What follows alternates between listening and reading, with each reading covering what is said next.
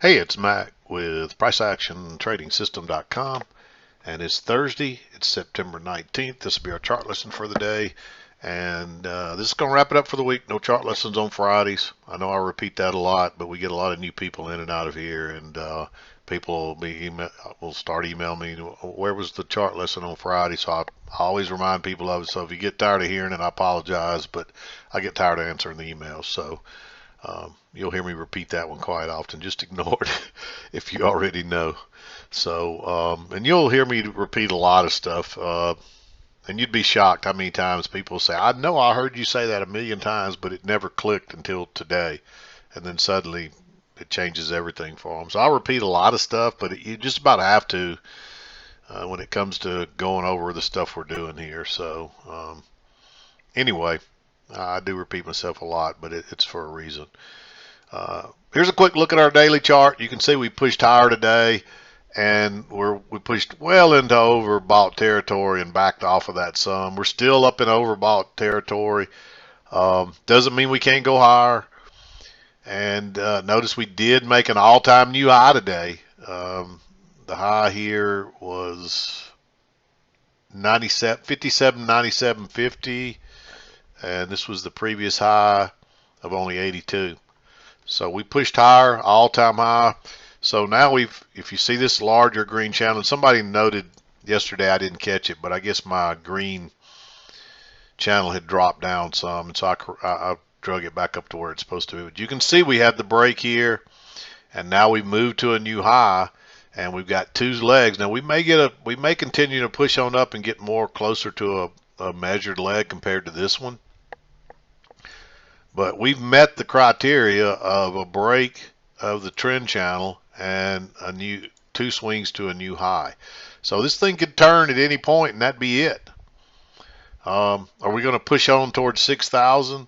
Wouldn't surprise me if we just kind of chopped around here and went sideways, because until November, I do not believe they're going to let this thing sell off. I mean, the idea that we just had a rate cut of a half a percent, 2 basis points. Everybody was expecting a quarter. 2 basis points is pretty large. So 50, half a percent is pretty large of a cut. But you know why they did it? Because the White House is insisting they do it. It's an election year, and they want to get reelected. So that's why they did it. And the White House is going to continue to push to keep this market rolling higher because they want to get reelected. So in an election year, you're very rarely going into 30 days into an election, are you going to 30, 40, 50 days, are you going to see the market sell off? Now, it might start going sideways or get a down day, up day, that kind of thing.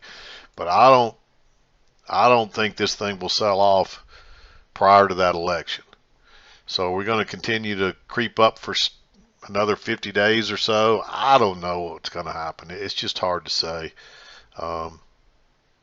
I was expecting that we were going to retest this high, but I thought it was going to take longer than what it took. So it could just mean we're going to go higher. We might make this 6,000 chopping sideways to slightly up until we get there. Or we could turn down tomorrow and have a big correction and then start back again. I'm not sure what's going to happen. It's kind of odd that we made the new high so quickly, but it's probably because they dropped the rates, and that helped keep the market propped up. Makes them look good, helps them get reelected. That's the whole idea.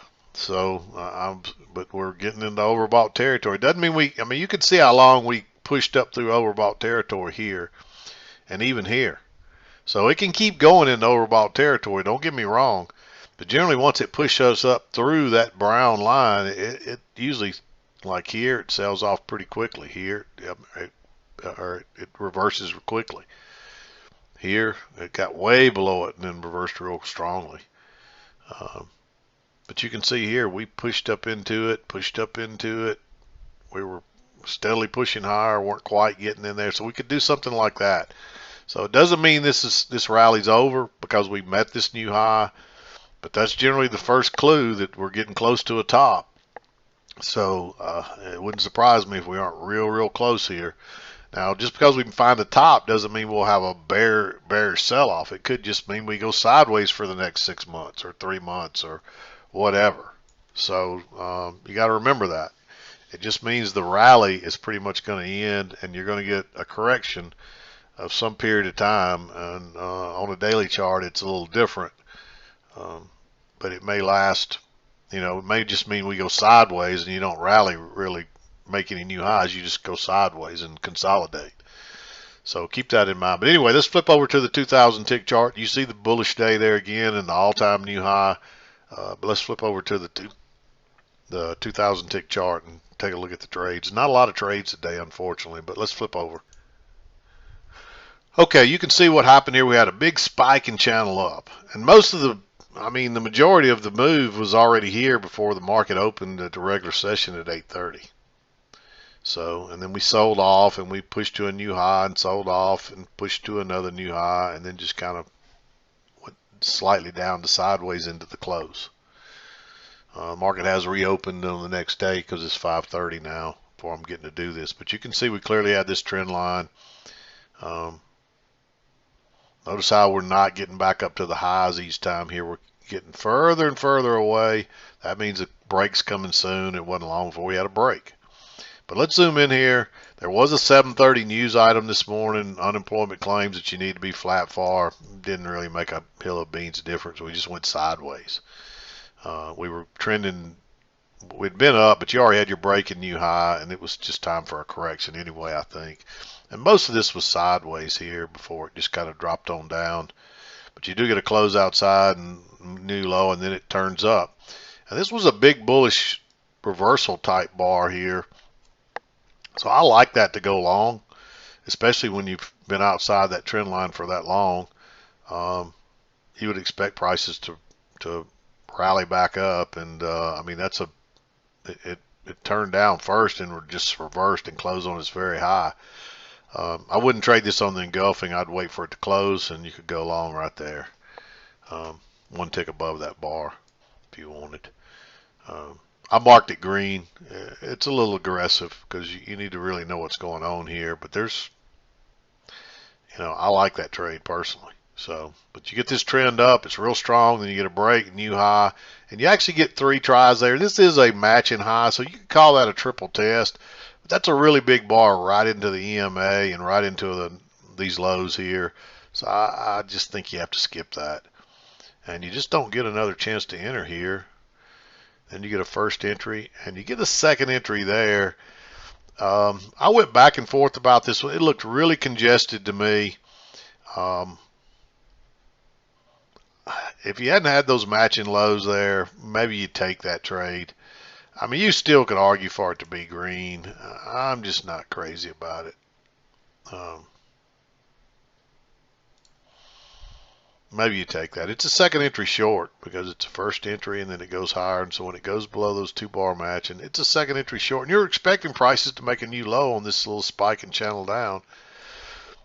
This almost looks like an overshoot, but so you had to be concerned about that too. But it's clearly two levels there, and so maybe you take that trade. I think it's a little aggressive, but drops on down. Then you get another first entry. Then you get a second entry, and then this is just like a lower high. Because those 2 bars are matching, you can treat that as a lower high, and it's a fairly bearish bar, so you might go short there too. That's a little more advanced.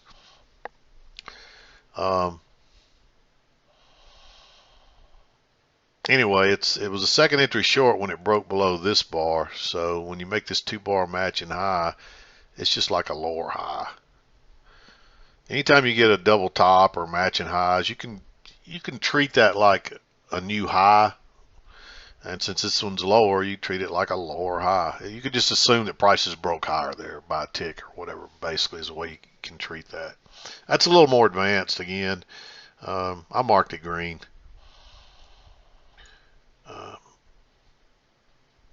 There's a reversal here, bounce right off the key entry point, but there's no setup there, unfortunately. You could say, hey, this is a higher low, but it's a really big bar, 15 ticks or so, and it's right at the EMA. But you have this break and several legs down, and then you are off the key entry point. But that looks a little congested too, so I just skipped that one. I wouldn't take it, so I'm not going to mark it. And then you come back to the trend line again here, and you get another bullish bar, but it's just a first entry, and you're still in the channel. So again, I think it's risky. And so just wait and see if you get another one later, and finally you get a second entry right here. Notice the new high, first entry.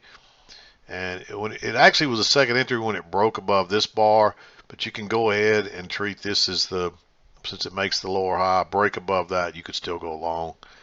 And then it makes a higher low, and if you didn't enter here, definitely enter here if it break above that bar. And off we go to the races again.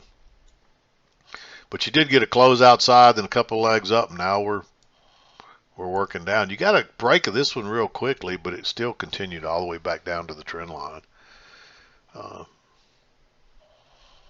I didn't mark this here, but you could take this trade. I actually like this trade. I'm going to mark it green. It is close to being red. I meant to mark that.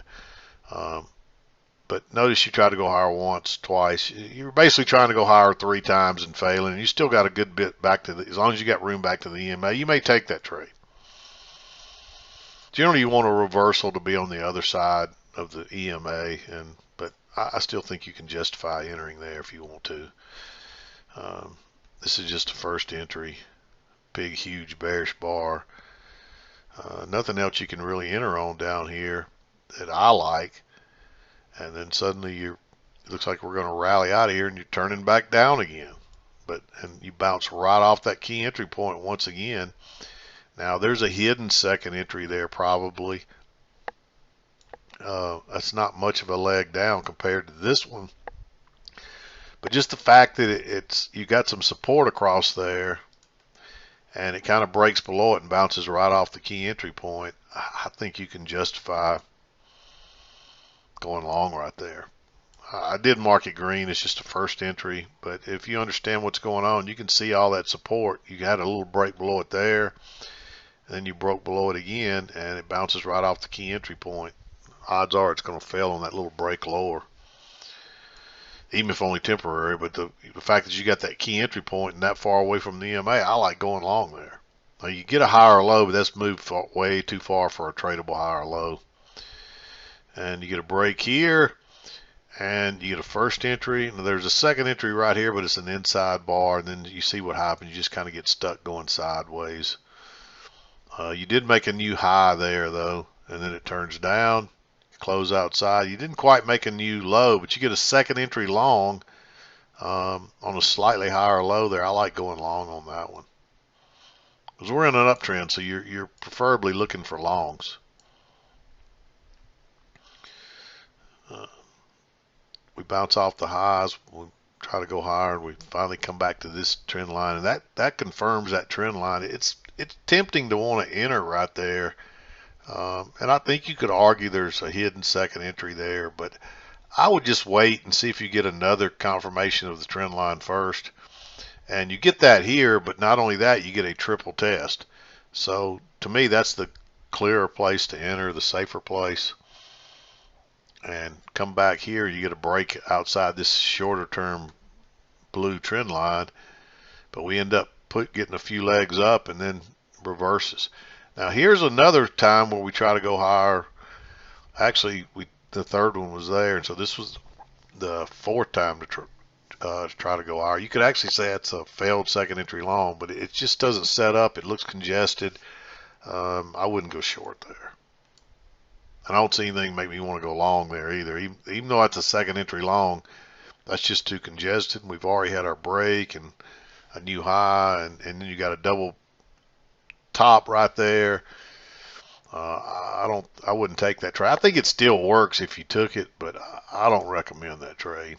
Well, see, it would have been a one tick failure, it looks like. So, I mean, that's why, when it's time to reverse, don't be trying to take a ugly second entry like that. In fact, it turns out to be a trap, but that's a double top. So to me, well, you still got your second entry because it breaks higher right there, but it doesn't really look like two legs down. So that's another reason not to really take a second entry there. By the counts, it's a second entry, but does that look like 2 legs down? Not to me. It just looks like sideways congestion. So that's the reason I didn't really like trading it as a trap either, because it may not trap that many people. This turns out to be a really good move, though. And then you get a close outside.